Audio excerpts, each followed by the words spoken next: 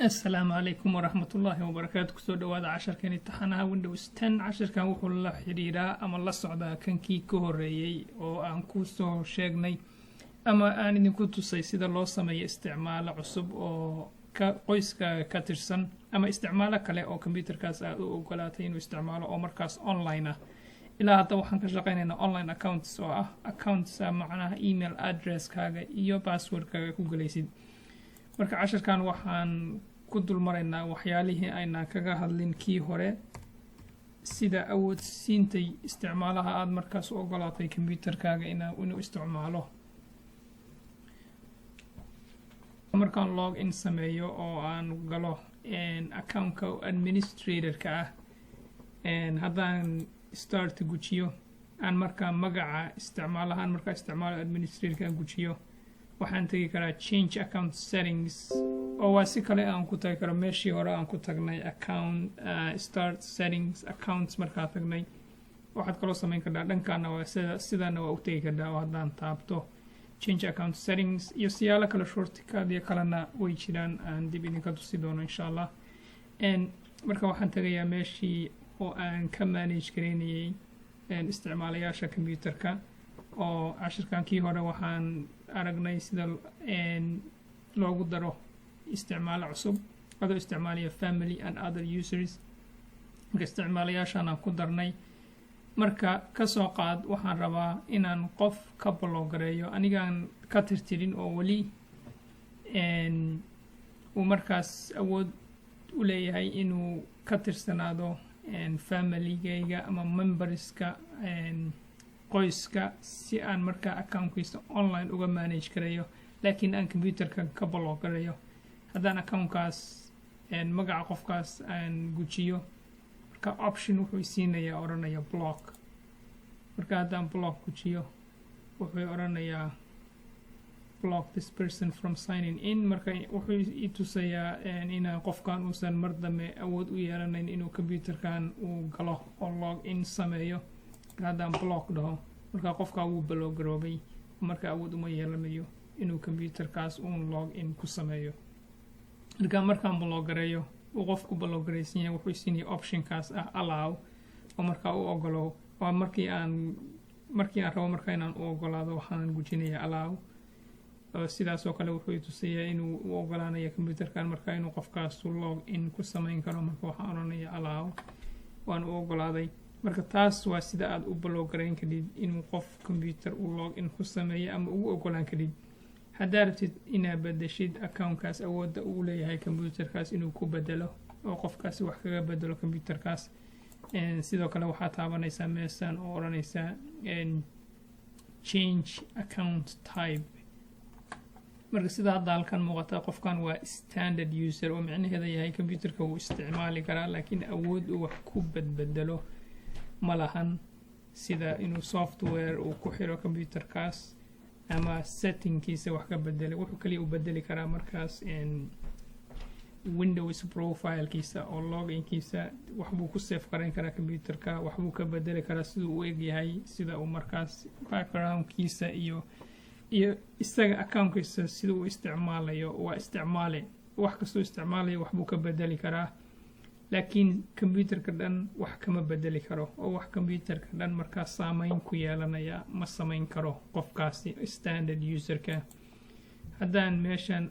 arrowga ah ama falaarta gujiyo waxaa ii soo baxaya inaan ka dhigi karo qofka administrator. marka computerka wax kasta ayuu ka bedeli karaa xataa windowska computer ku xiran iyo softwaradu tirtiri karaa. marka awood siyaada abaad markaas qofkaas siisay uu markaa wax kasta kaga bedelo computerkaas ama wax kasta oo computerka ku saabsan uu awoodu ku isticmaalo u leeyahay. markaan administrator ka dhigo aan okay dhaho marka micnaheeda waxaa weeye qofkaas waa administrator oo waa qofka waa maamulaha computerka oo marka wax kasta ayuu ka bedeli karaa. marka sida kale oo aad taas u samayn kadid waxa weeye haddii aan hadda aan tago meeshaan oo file explorer aan right click ku sameeyo this PC waxaan oranayaa manage waa meel kale aan markaas wax ka bedeli karo oo qof dadka markaan hadda manage tago waxaa ii soo baxaysa meeshaan odhanaysa local users and groups. marka haddaan arrowga aan taabto waxaa ii soo baxaysa users. halkan waxaan ka arki karaa isticmaalayaasha computerka isticmaalayaan u ogolaaday. marka haddii aan double click ku sameeyo waxaa ii soo baxaysa meeshaan marka haddaan idhaahdo member of administrator waa group weeye oo macnaha qof kasta oo ka tirsan groupkaas inuu computerkaas wax ka bedelo ayuu awood u leeyahay. haddaan tago groupka administratorskana aan taabto marka waxaa ii soo baxaya inta qof markaas computerkaas wax ka bedeli kara oo administrator kaan rabo ayaan markaas ka tirtiri karaa oo standard ka dhigi karaa, kii aan rabana waa u dayn karaa. standard userskana waxa weeye waa meeshaan users oranaysa. marka dadka markaas computerka isticmaalayo dhan badanaa waxay ka yihiin qayb ayay ka yihiin halkan way ku jiraan.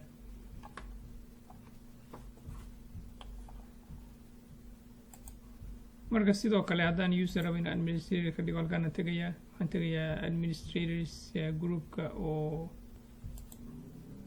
marka haddaan qof rabo inaan administrator ka dhigo kale waxaan tegi karaa users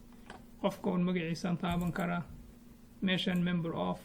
ayaan oran karaa tegi karaa member of macnaha waxa weeye qofkaas xubin wuxuu ka noqonayaa groupka administratorska ah oo computerka maamula. waxaan odhanayaa add marka groupkan ku qorayaa magaciisa administrators check name wuxuu ii soo tusayaa inuu groupka administratorka qofka aan ku daray. waxaan odhanayaa apply okay marka micnaheeda waxa weeye qofkaas waa administrator. marka hadda waxaan administrator ka dhigay userkan haddaan fiiriyo hadda administrator way isagana. marka waxaan rabaa inaan ka qaado administratorka oo aan ka dhigo standard user isticmaalo oo iska caadiya. hadda haddaan ku noqdo meeshii oo account managementigii aan horay u isticmaalaynay haddaan tago family and other users marka haddaa fiirisid userkan waa administrator kan hore u ahaa administrator ma ahan hadda administratorkii waa ka saaray. marka haddaan dib ugu noqdo kan hadda administrator ma uusan ahayn member of administrators.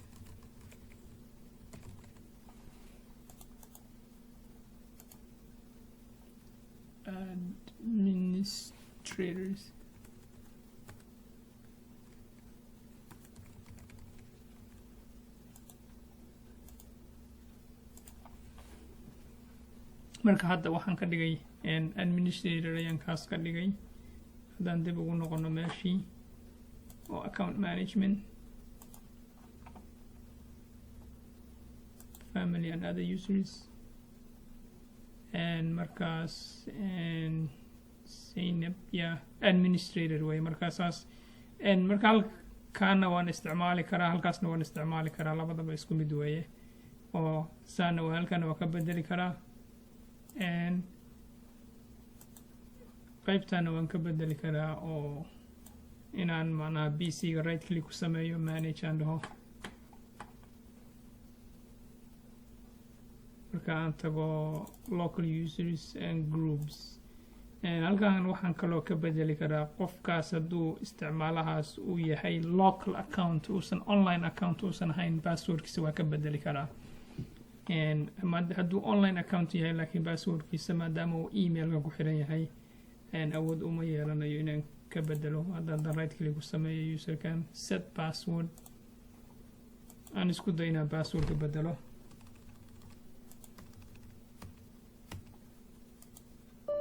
oranayaa awood uma lihid inaad ku bedeshid maadaama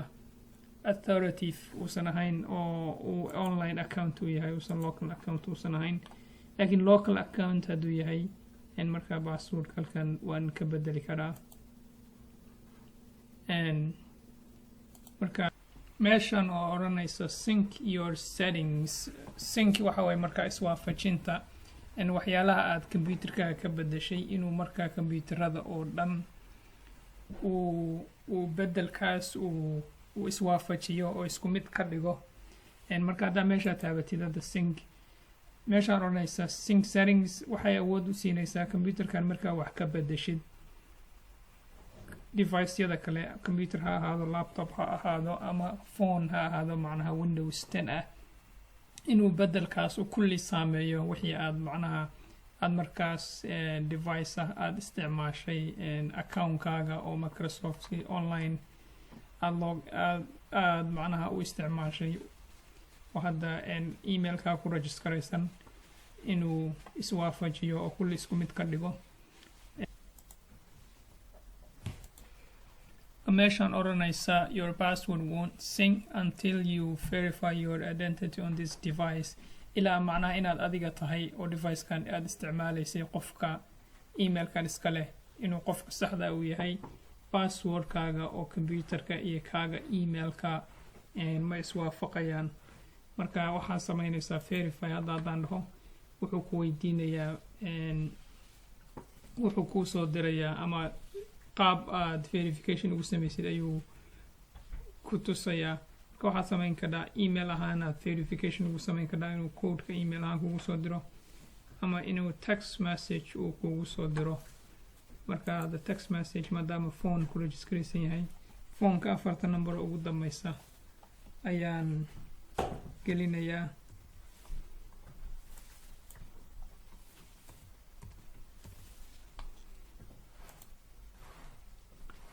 marka text message-ka ayuu soo dirayaa codeka oo ayuu si text message ahaan ayuu soo dirayaa marka codeka ii soo diraan ayaan gelinayaa si aan markaas aan u xaqiijiyo inaan aniga ahay qofka isticmaalaya computerkan oo magacan uu isticmaalaya marka hadda verify uu sameeyey password sync marka passwordka markaan computerkan ka bedelo magacayga computerkan password ka bedelo email-kan saas kale u bedelayaa wixii language aan bedelo ama other Windows settings wax kastoo aan computerkan ka bedelo kulli computerada aan isticmaalayo dhan markaas uu iswaafajinayaa oo uu bedelayaa marka waxaa inaan tusaya hadda inta badan waxyaalahan waan ka soo hadalay labada option oo inaan ka hadlin ama halka option oo noo harsan inaynan ka hadlin waxa weeye sign in options sida loo bedelo macnaha qaabka aad markaa device-kaaga aad log in ugu sameyn kadib adoo isticmaalaya password pin oo ama wejigaaga ama fingerprint taas waxaan kaga hadli doonaa video dambe waxaa kaliya haddana aan rabaa inaad tuso qaabka aad log ugu sameyn kadib computerkaaga adigoo aan macnaha log out ku samayn u log gareyn kadib si aan markaad adigoo wax sameynaya haddaa computerka kacdid oo kale log ku samayn kartaa weli waad ku jiraa laakiin wuxuu weydiinayaa qofka markaa yimaado password inaad gelisid marka waxaa samayn kartaa start ya taaban kartaa account-ka taaban kartaa meeshaan oranaysa log haddaa taabatid marka computerka wuu islog garaynayaa markuu islog garayo markii la kligeliyo marka wuxuu ku weydiinayaa passwordkaaga ama pin numberkaaga markaas si aad u isticmaashay mar dambe marka waxaan taabtay start account-kan taabtay log-kan idhi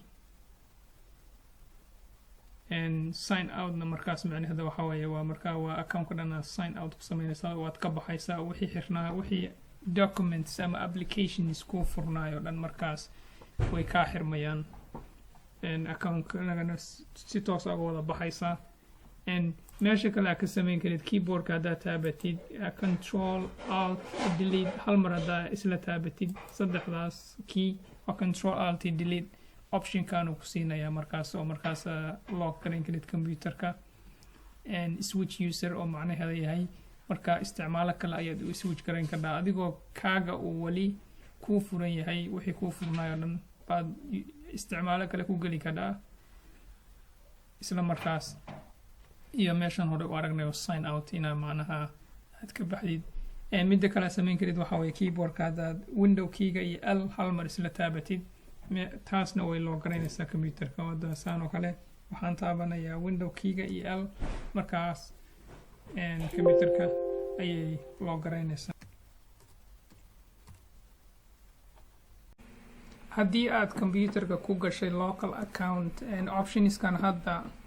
online sync waxyaalahan uu tusiyo inuu isku midka ka dhigo awood uma yeelanayo maadaama haddaad local account hay maadaama account-kaaga uu local account uu yahay uusan computerkaas uu gudihiisa wax ku jira yahay uusan online wax shaqaa ku lahayn marka optionskan oo dhan markaas awood uma yeelanaysid inaad daadid aad on ka dhigtid. marka waxaan tusayaa hadda sida uu markaad local account tahay computerkan account-kan isticmaalayaan hadda waxaan u bedelayaa local sign with sidaan hore u aragnay with a local account wuxuu weydiinayaa passwordka oo emailkayga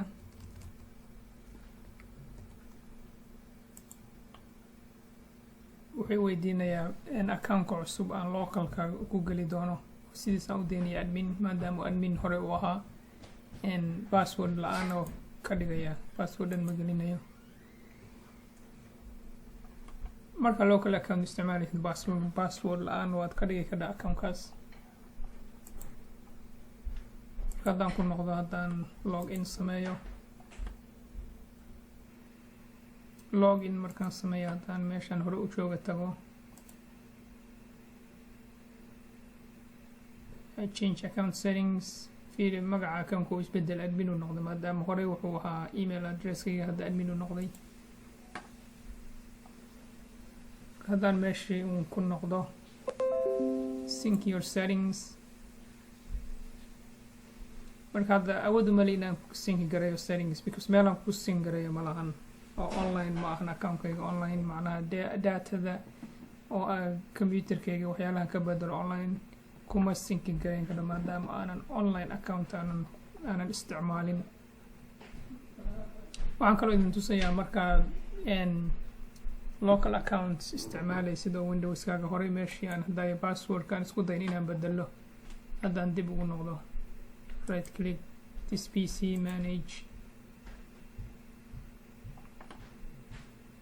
manage markaan tago local accounts users hadda Zayna waxaan ka dhigay local account horey wuxuu ahaa online laakiin hadda waa local account. haddaan dhaho reset password proceed password la-aan waan ka dhigi karaa account-ka ama password aan gelin karaa kale oo macnaha passwordka userkaas waan bedeli karaa maadaama uu local yahay marka hadda wuu bedelay oo awood wuxuu ii siinaa passwordka bedelo. haddaan right click ku sameeyo on properties haddaan tago meeshaan waxaan ka dhigi karaa user cannot change password waxaan u samayn karaa isticmaalaha password uusan isaga awood u lahayn inuu bedelo waan ka dhigi karaa. haddaan optionka checkgareeyo macnaha userkaas ama isticmaalahaas awood uma yeelanayo inuu bedelo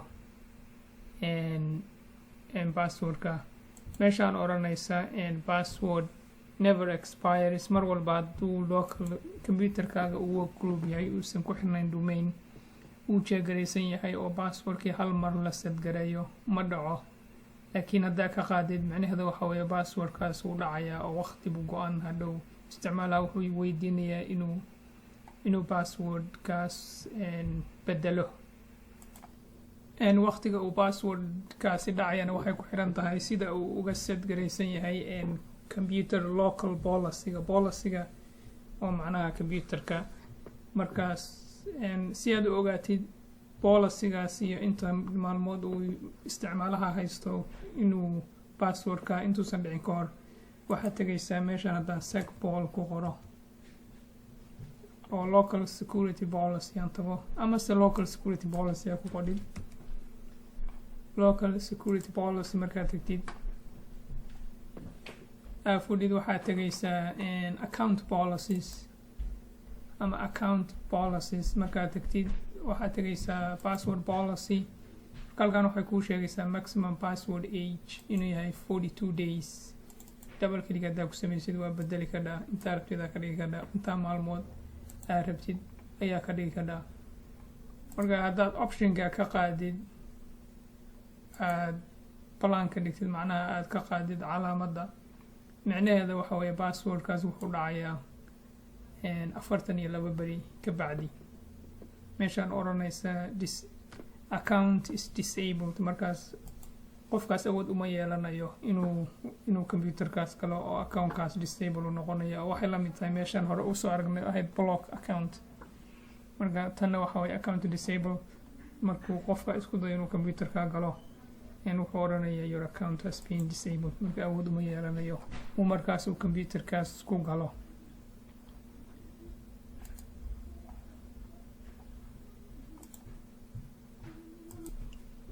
labadan meelood oo kala odhanaysa user must change password at the next logon markaas hadduu computerkaaga uusan ahayn work group uu computer shirkad leeyahay domain ka tirsan markaas awood waxay kuu siinaysaa qofkaas oo aad markaas aad right click ku samaysay inuu markuu computerka galo oo markaan ku xigta inuu computerka markaa ku qasbo inuu passwordka bedelo meeshaan odhanaysa accounts locked outna markuu accountka lock out sameeyo calaamad ayaa isu saaraysaa marka awood waxa u yeelanaysaa aad log outka ka qaadi ama adigaba aad loo galaysid oo aad log ku samaysid oo markaas logaas wuxuu ka baxayaa 15 daqiiqo ama policyga markaas aad garaysan bay ku xiran tahay inta waqtiga marka topigaas oo ku saabsan policygana xogaa advanced topics weeye marka intaasaan ku joojinaynaa midda kale oo aan dib uga hadli doono oo waxyaalaha haddii loo baahdo oo topicya advancea gruubyada kala duwan oo ka kooban yahay computerka iyo mid walba awoodiisa iyo xataa computer policyga iyo waxyaalaha sida loo badbedelo dib aan ka eegi doonaa haddii ilaahay idmo marka clipkan intaas inaan ku joojiyo ayay ku habboontaan u malaynayaa kas waxyaalahan hadda inta badan waan ka wada hadalay oo waan ka hadalnay oo ku saabsan isticmaalaha iyo awoodiisa sida loo bedelo iyo waxyaalaha aad ka bedbedelaysa iyo meelaha kala duwan aad markaas isticmaalahaas ka bedeli kadib iyo